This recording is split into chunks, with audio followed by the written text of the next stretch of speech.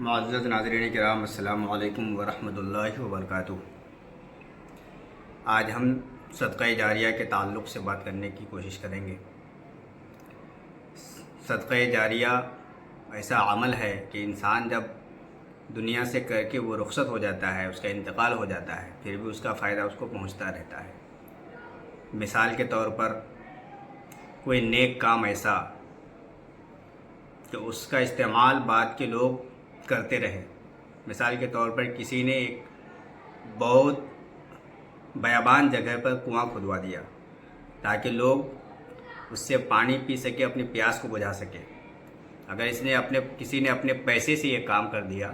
تو جب تک وہ کنواں باقی رہے گا اور اس سے لوگ فائدہ حاصل کرتے رہیں گے، پانی پیتے رہیں گے، اپنی پیاس کو بجھاتے رہیں گے، تب تک اس کا ثواب اس انسان کو ملتا رہے گا، بھلے ہی اس کا انتقال ہو چکا ہو۔ اور راستوں میں پیڑ لگانا، کسی انسان نے پیڑ لگا دیا اور راہ چلتے لوگوں کو آرام کے لیے وہ جگہ اچھی ہو جائے، یا پھر کسی کو گرمی کا احساس ہوا، پیڑ کے نیچے بیٹھ کر کے سکون محسوس کیا، اس کی پریشانی دور ہوئی، تو اس سے بھی اس کو اس کا ثواب ملتا رہے گا۔ کسی نے نیک عمل کیا، مسجد بن رہی تھی، اس میں حصہ لے لیا، 1000-2000 روپے دے کر کے کسی نے اینٹ سے اس کا حصہ لے لیا، سیمنٹ دے کر کے حصہ لے لیا، تو وہ مسجد قیامت تک رہے گی اور قیامت تک لوگ اس میں نماز پڑھتے رہیں گے اور اچھے کام کرتے رہیں گے، اس کا ثواب بھی انسان کو ملتا رہے گا۔ کسی مدرسے میں کسی انسان نے روپیہ پیسہ لگایا، اس سے دین کا فروغ ہوگا، داعی اسلام پیدا ہوں گے، علماء کرام پیدا ہوں گے، حفاظ کرام پیدا ہوں گے، علم دین کو وہ قیامت تک پھیلاتے رہیں گے، تو اس کا ثواب بھی اس انسان کو ملتا رہے گا جس نے مدد کی تھی۔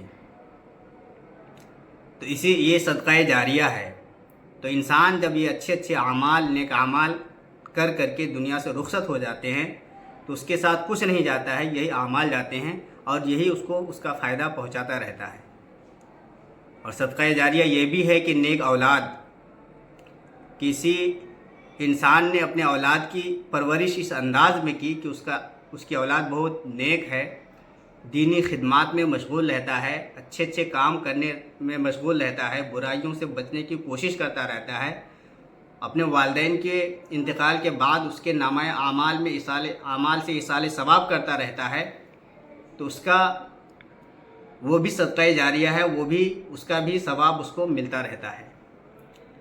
تو یہ ایک انسانوں کے اندر ایک تصور ہے، ایک بہت بڑی آبادی ہے جو اس تصور میں ہیں، یا یہ سوچتے ہیں یا لوگوں کو بتانے کی کوشش کرتے ہیں کہ انسان جب مر جاتا ہے تو اس کا عمل کا دروازہ بند ہو جاتا ہے، اب وہ کچھ نہیں کر سکتا ہے، جو انہوں نے دنیا میں کیا ہے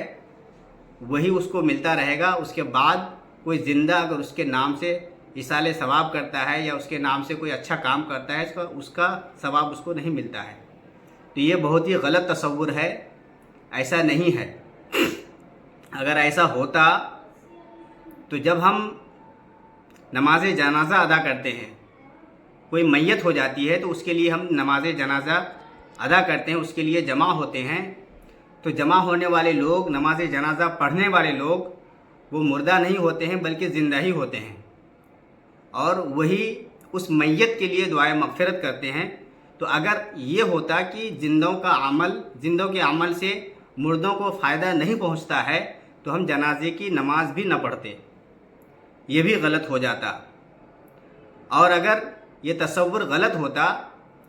تو حضرت سعد بن ابی وقاص رضی اللہ تعالیٰ عنہ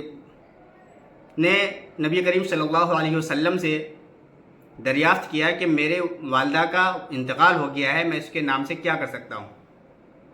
تو انہوں نے کہا کہ اس کے نام سے کنواں کھود دو۔